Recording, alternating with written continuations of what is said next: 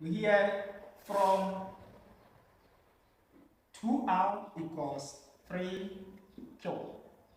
If we square here and square here, we have 4r squared equals 9q squared. You see that we have r squared in the question.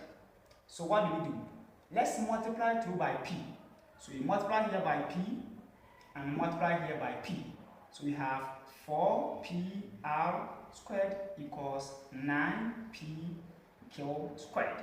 And from p equals 2q, we have p on 2 equals q.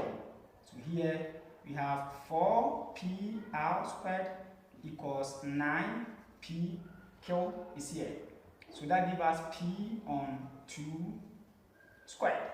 This gives us 4pr squared equals 9p times p squared on 4.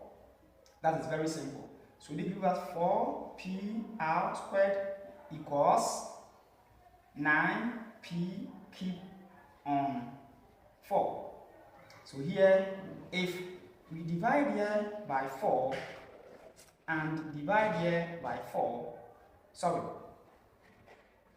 if we divide here by 2 and divide here by 2, we have 2pr squared equals 9p cube divided by 8. So here our answer is C.